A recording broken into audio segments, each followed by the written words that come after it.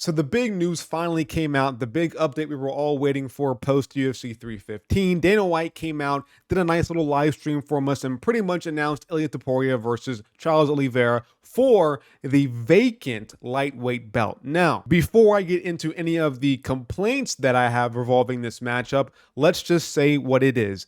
I am really happy. This is a really good matchup. It should be a really fun fight with, I think, two styles that match up very well that can create a fun fight. And I think this is a good main event for UFC 317. Now, does it absolutely save the card?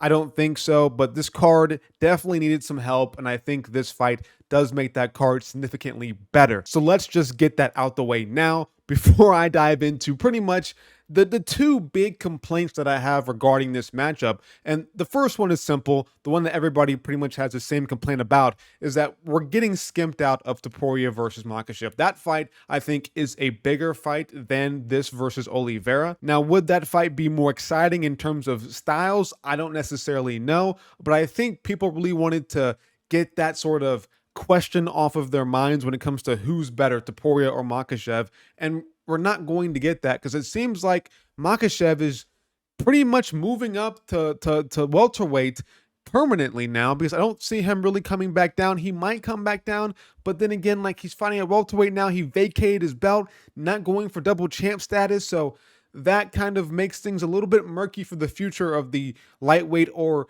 in fact for a Makhachev future. So I guess the first thing that comes to my mind is, will we ever get the Makhachev Topuria fight ever in our lifespan? It's a question that I now have since Makhachev has now chosen to vacate the belt instead of going for double champ status. So obviously that's the big sort of, oh man, we miss Makhachev Topuria, but we do still get a banger in the process. Like, we do lose out on that matchup, but I do think Topuria versus Oliveira is kind of just the same way. And what I mean by same way is that I do think that both of these matchups are big, amped up, hype matches, just that one is going to answer more questions, while this one is going to be probably more of a hype fight. Now, another thing that I will mention is that I'm not always too happy when a champion vacates their belt to move on to something different. That to me always makes the champion kind of seem, not as credible when they take over the reins over the old champion. So Topuria kind of has to win this. Otherwise, it feels like, if Oliveira wins, maybe it's like, well, Oliveira, lost to Makhachev, and if he beat Topuria, then Topuria probably wouldn't beat Makhachev. So technically, Makhachev is kind of the ever-looming presence over top of the lightweight division. It kind of always discredits the champion. I always dislike that when they vacate their belt. So that's always an issue. But however, if Topuria wins, we can still always have that question of, would Topuria beat Makhachev? There can be an argument, and that I still think is healthy for a new champion coming into a division. I just, again, I always don't like when a champion vacates their belt, because potentially that can kind of discredit the new champion if they have, maybe lost in the top 5 or have lost to the previous champion. We don't get that rematch. It's just always better to have a fresh, brand new champion become the new champion after a champion, I'm saying champion so much, after a champion vacates their belt, because it just makes it, it makes it feel like they're actually the best lightweight in the world, rather than you have Makhachev, who makes it feel like the next champion is just not as good as him. But enough with that. Let's get into my actual real sort of criticism that I have, or my biggest complaint with this whole situation. And it's not because of Topuria or even Oliveira or even Makhachev, but the real question that I have going into this is that, did Makhachev willingly vacate his title, or did the UFC make him?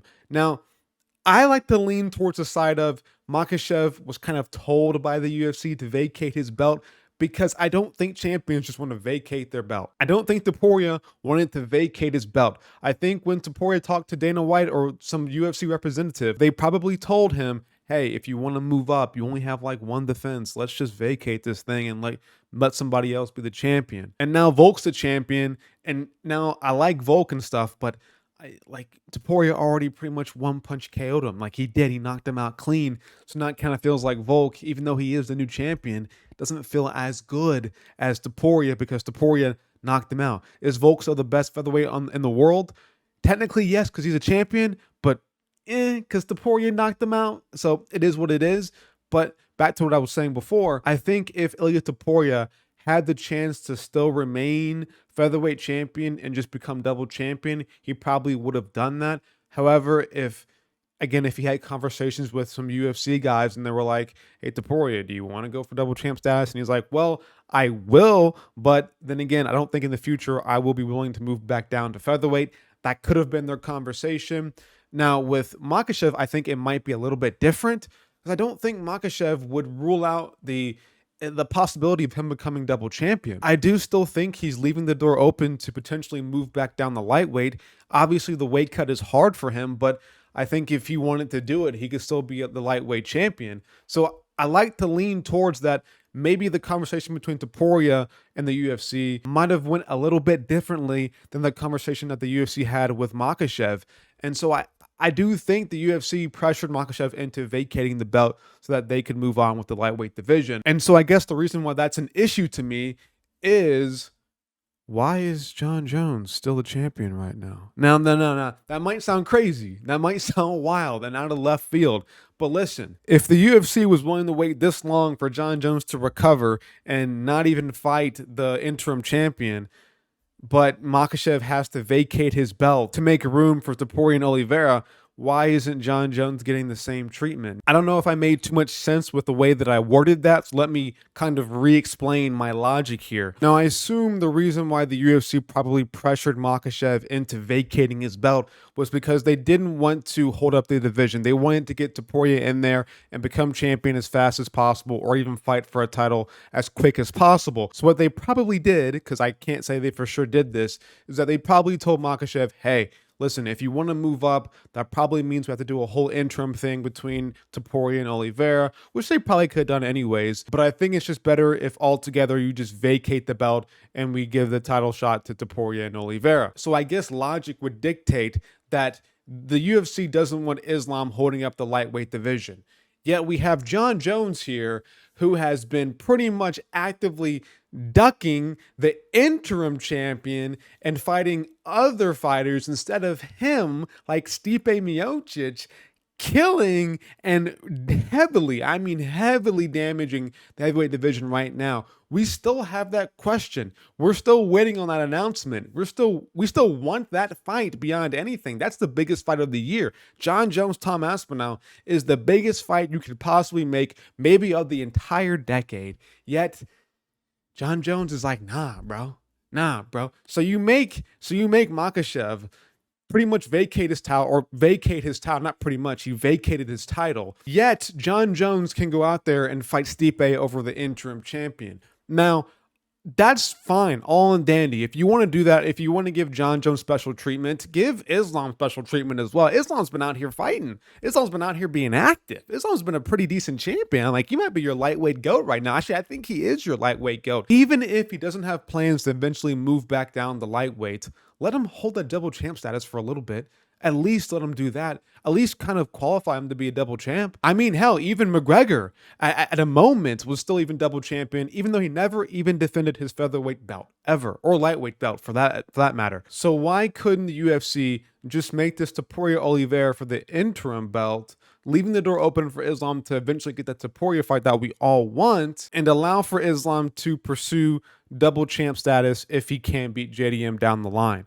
That's kind of my whole thought process. If you want to, kind of make things make sense on your treatment of John Jones and your treatment of Makhachev the same. Sorry, I just blanked on his name. I don't know why I blanked on that. But I guess the only good conclusion that I can make of this is that maybe Makhachev has no future plans of ever moving back down to lightweight. That's the only thing I can come to make this make sense. Because maybe Islam wanted to really continue fighting at lightweight, but he just couldn't make the weight anymore. The weight cut was getting too hard on him. So he's like, you know what? I have to move up to welterweight permanently. But then again, like, if Bilal beat JDM, wasn't he going to stay at lightweight?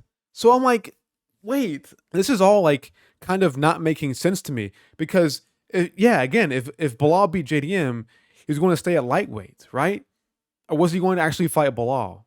I mean, the whole narrative was like he wasn't going to fight Bilal because they share the same religion. So if Bilal won, he would just stay at lightweight and fight Taporia for the belt probably, and that's what the UFC was waiting for between the Bilal JDM fight. So maybe like that's probably the wrong narrative. Maybe the fact is that the UFC did force Islam to vacate his belt just so that the lightweight division wouldn't be held up.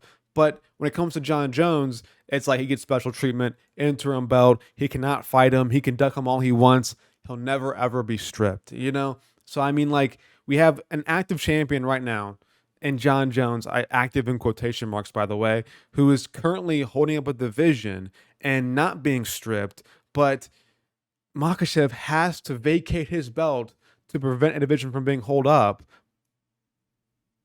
I don't know, man. It doesn't make much sense, bro. I mean, it doesn't make sense. They just love John Jones, bro. They just glaze John Jones. They just love him to death. But overall, this fight between Topuria and Oliveira, hyped up fight. Can't wait to watch it. Gonna be a banger of a fight. I can definitely see Oliveira getting hurt at times. I'm picking Topuria, by the way. But I don't know if I can trust Oliveira. I love Oliveira, but I don't know if I can fully trust him, man, against Topuria. We'll see, man. Topuria, I do think like his kryptonite can be guys who are like a lot taller and lanky who have good head kicks. Like I do think one of the scariest matchups for Topuria when he was at featherweight was a Yair Rodriguez, just the way that Yair fights and his style. I do think it does match up well against Topuria. I probably still would have picked Topuria anyways in that fight, but I just think that, again, styles make fights. So maybe Oliveira, he is tall, will have the range advantage over Topuria. Maybe he can make that up. Maybe he might be a little bit too big for Topuria in that aspect. But then again, I do think Topuria's boxing is just amazing. His grappling game is really, really good at that. So I don't see Oliveira just ragdolling him. I think it's actually impossible, honestly, with Oliveira's style of wrestling, too. I can really just see Topuria on the feet, just tuning him up, maybe getting caught at some moments, but eventually finding a way to hurt and drop Oliveira. If at the very least, like, this fight goes to a full 5-round decision, I can probably trust Topuria to get a couple knockdowns in there versus Oliveira and win a round based on that. I don't see Oliveira. I see him getting finished. I do. I see him getting finished by probably like arm triangle, honestly. I saw Topuria do that to Bryce Mitchell. I can see the same thing happen to Oliveira. I can see Topuria hurting him at moments. And as this fight goes on, I can see Topuria finding a way to hurt him, get him on his back, and get an arm triangle over Oliveira. I think I'm probably trust that. Like, I will take Topuria by submission. But probably by arm triangle. Maybe TKO.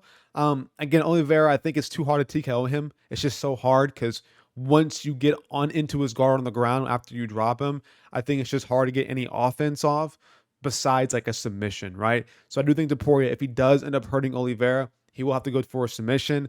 And I do reckon that a hurt and rocked Oliveira will not be as good as submission defense. And that will probably lead to him getting submitted by Topuria, who is, I think, at first, like, he's a boxer second. I think he's a jiu-jitsu guy first. So, yeah, I'm taking Topuria in that matchup.